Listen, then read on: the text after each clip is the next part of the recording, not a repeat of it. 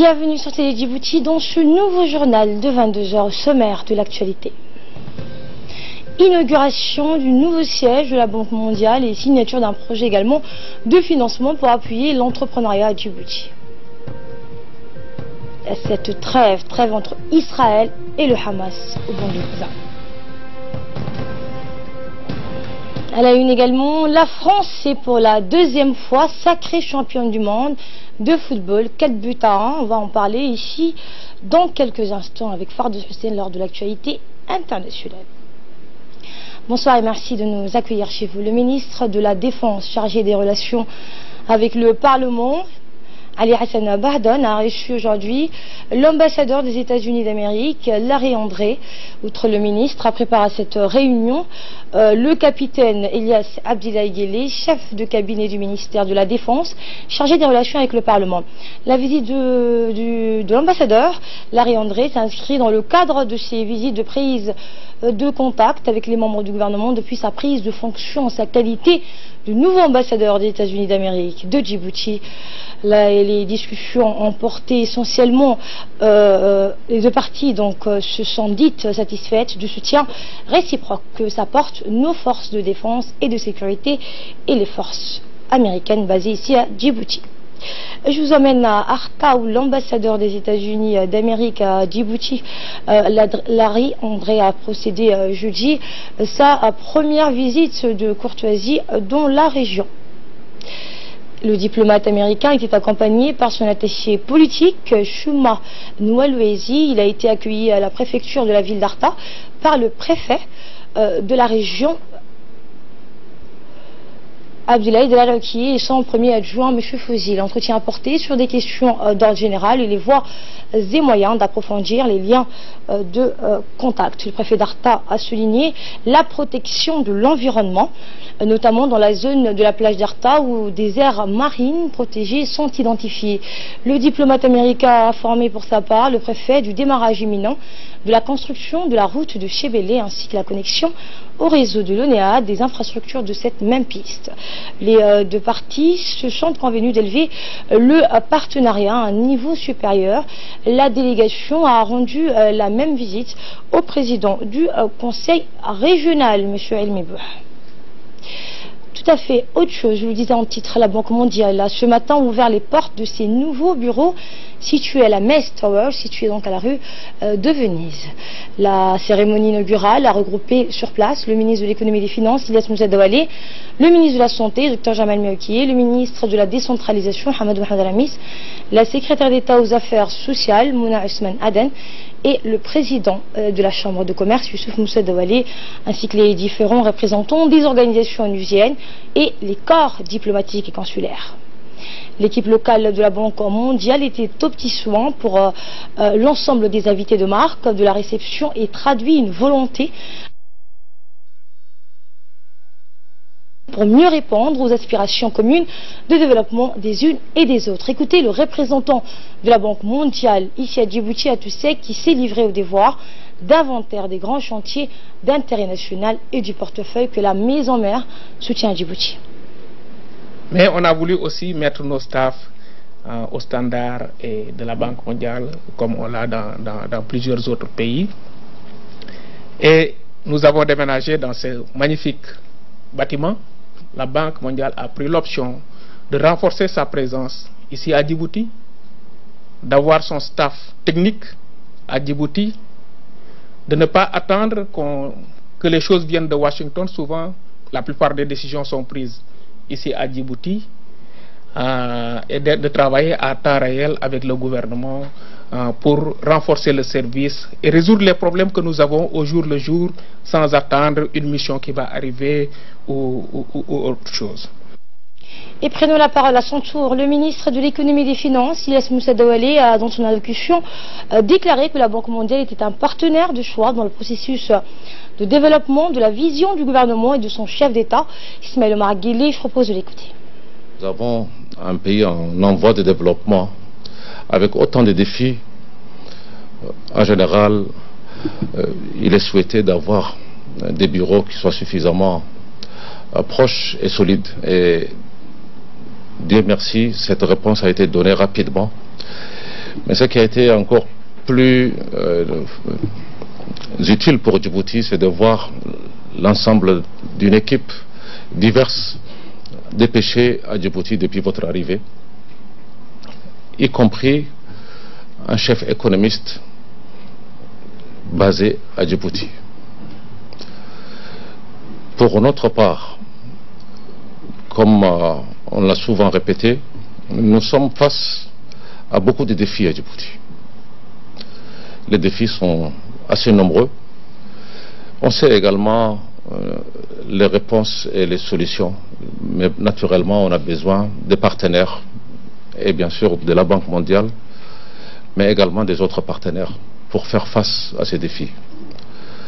Parce que la région, elle est ce qu'elle est, parce qu'au niveau national également nous avons pas mal de défis. Et sur la base de notre stratégie de développement et de la vision du président de la République sur le long terme, il est clair que nous avons à aller vite et très vite. Les conjonctures régionales et internationales nous forçons également à doubler d'efforts. Et dans ces défis, nous avons le défi de la gouvernance. Nous avons le défi, j'ai souvent tendance à répéter, au-delà du défi sécuritaire, nous avons également le défi de la compétitivité de l'économie de Djibouti. Mais nous avons également le défi par rapport au capital humain. Et après l'inauguration et la coupure du rebond, le ministre de l'économie et des finances, Ilyas Moussa Douale, et le représentant de la Banque mondiale ont paraphé la signature d'un accord de financement du projet d'appui à l'entrepreneuriat des femmes et des jeunes à Djibouti. Ce projet va contribuer à aider plus beaucoup de petites et moyennes entreprises à accéder à des services de développement.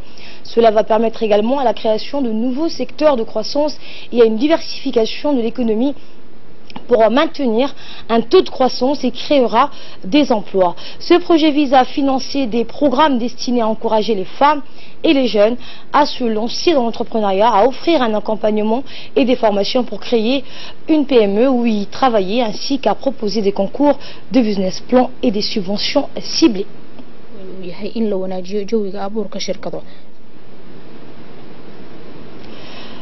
La signature de cet accord a pour but de mettre à profit le pouvoir de transformation des femmes et des jeunes qui créent leurs entreprises. La création de nouvelles opportunités économiques pour ces populations spécifiques permettra d'encourager l'innovation, de stimuler la création d'emplois et d'améliorer les conditions de vie de l'ensemble des habitants de notre pays. Qui ont des idées, qui veulent développer leur entreprise, à créer de la richesse et de l'emploi à Djibouti. Donc ce projet aussi a appuie un instrument phare qui est le centre de leadership et d'entrepreneuriat, qui doit être une plateforme, comme je l'ai dit tout tantôt, pour supporter les jeunes, qui va faire de l'incubation, qui va faire des conseils, qui va faire des analyses et qui va accompagner, coacher les jeunes et les femmes qui veulent se lancer dans l'entrepreneuriat. Moussa Douale, dans son intervention, a indiqué que cette initiative a pour principal objectif d'améliorer l'environnement des affaires et de servir à libérer l'extraordinaire potentiel des jeunes plein de talent. Il faut changer, a-t-il dit, vous l'entendrez, les mentalités pour créer justement une nouvelle génération de leaders talentueux et dynamiques. Depuis que nous avons fait le premier diagnostic de notre modèle de développement à Djibouti, nous avons continué à insister sur une seule chose, que notre modèle de développement était arrivé à ses limites, que nous ne pourrions pas continuer à vouloir transformer le pays ou à développer notre pays sans changer certains fondamentaux, et parmi lesquels c'est de voir le secteur privé jouer un rôle principal dans la transformation de Djibouti. La seule façon de créer des emplois en République de Djibouti ne pouvait passer que par un secteur privé très dynamique, entreprenant et vivant dans un environnement des affaires qui soit le meilleur. Et ce projet répond exactement à ces soucis en faisant en sorte de développer le futur entrepreneur de Djibouti, qu'elles soient des femmes ou des jeunes qui souhaitent se lancer dans l'entrepreneuriat. Bien sûr, il a fallu développer des instruments institutionnels, réglementaires pour faciliter la vie de l'entreprise en République de Djibouti. Il nous reste beaucoup à faire, mais il nous faut en même temps développer les jeunes vers l'innovation, vers l'entrepreneuriat, vers l'initiative privée, la seule voie du salut, en tout cas pour venir à bout de notre principal souci, c'est-à-dire le chômage des jeunes.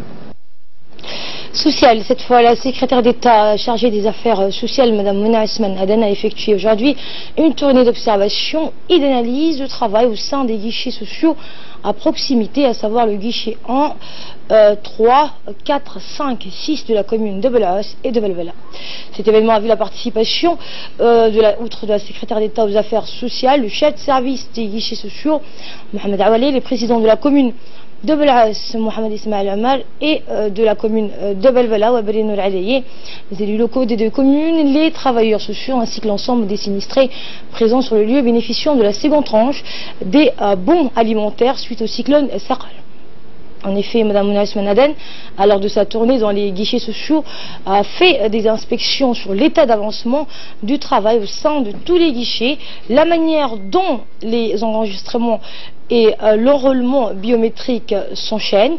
La secrétaire d'État aux affaires sociales n'a pas manqué de soulever qu'il est du devoir de chaque élu communal d'accompagner et de faciliter le travail pour les travailleurs sociaux à domicile des familles vulnérables afin d'être identifiés, enregistrés dans le registre social, et ce dans le but bien sûr de bénéficier de toute aide du secrétariat aux affaires sociales. Ensuite, la secrétaire d'État a mentionné qu'il est important de voir et de toucher les taux de réponse palpables dans chaque guichet afin de voir la différence après une année d'existence.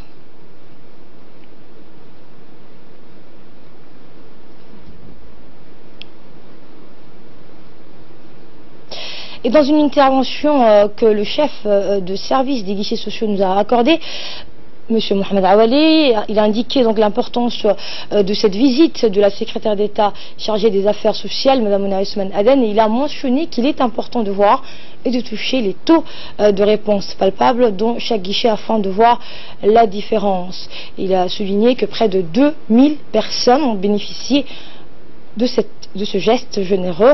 Et pour sa part, le président de la commune de Belbela, Wabri Nour Alaye, a félicité la secrétaire d'État chargée des affaires sociales pour cette visite et a confirmé que la commune travaille d'arrache-pied avec le secrétariat d'État aux affaires sociales et que les élus locaux exercent leurs fonctions envers les citoyens.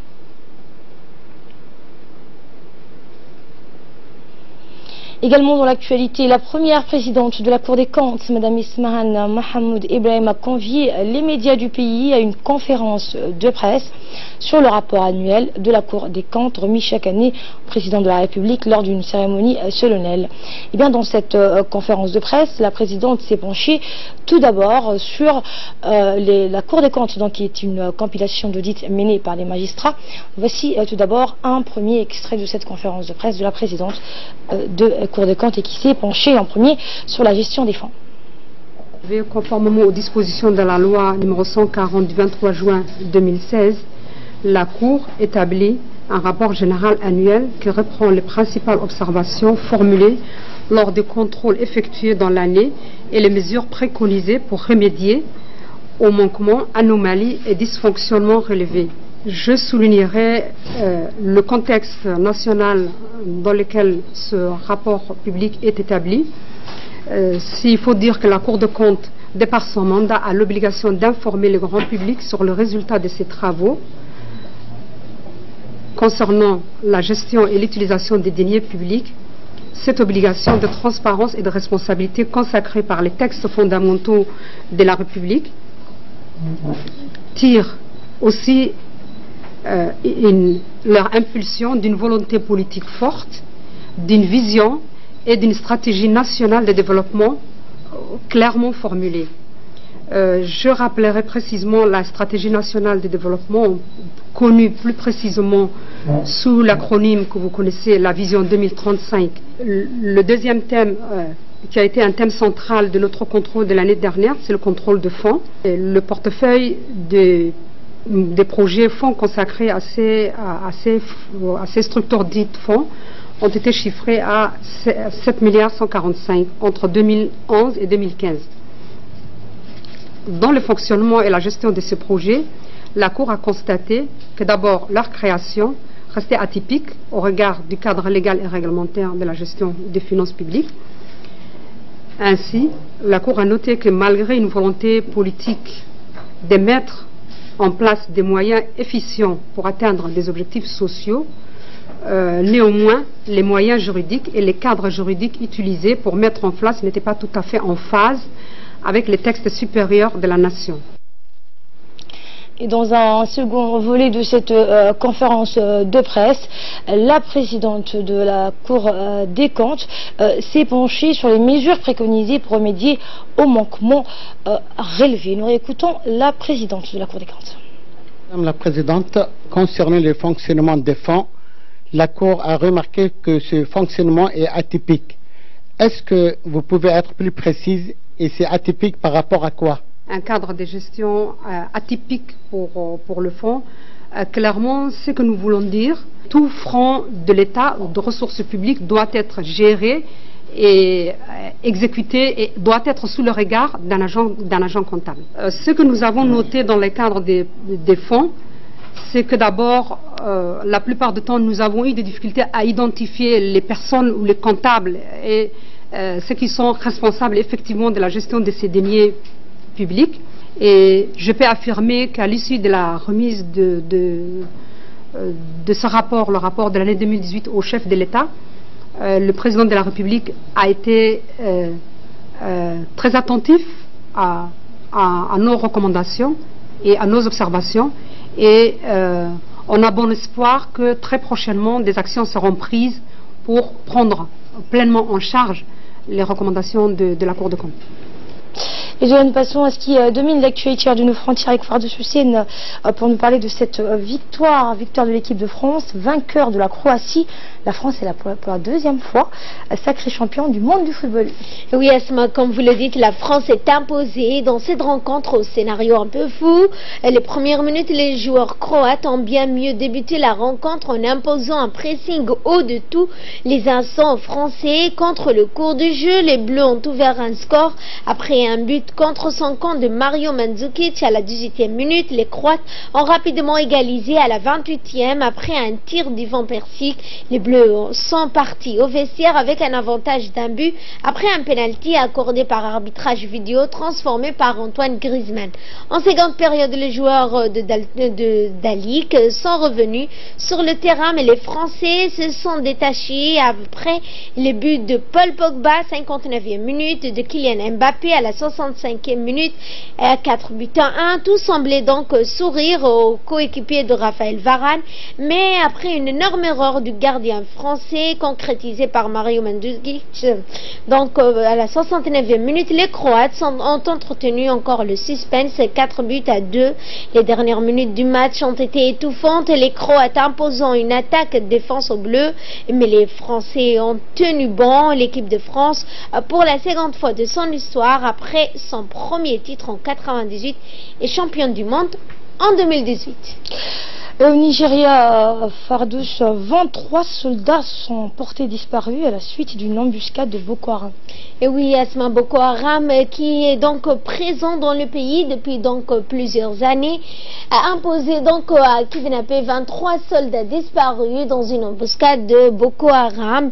Mais donc ces soldats sont donc Boko Haram dans le nord-est du pays ont annoncé une source militaire et une autre proche des milices gouvernementales. Et en Syrie, on parle de la Syrie, où il y a un début d'évacuation de combattants rebelles de la ville de Deraa. Tout à fait, Asma. Des centaines de rebelles syriens et leurs familles ont commencé à quitter aujourd'hui la ville de Deraa dans le sud-ouest de la Syrie en direction des zones contrôlées par les insurgés dans le nord du pays. Des rebelles syriens et des civils. De son côté, l'armée syrienne, Asma, a capturé un village dans la province de Kounieta, près du plateau de Golan, en partie annexé par Israël, rapporte l'Observatoire syrien des droits de l'homme. Et merci Fardos Messène pour ces précisions. Voilà, c'est la fin de ce journal. Merci à vous de l'avoir suivi. Très bonne suite de programme sur Télé Djibouti.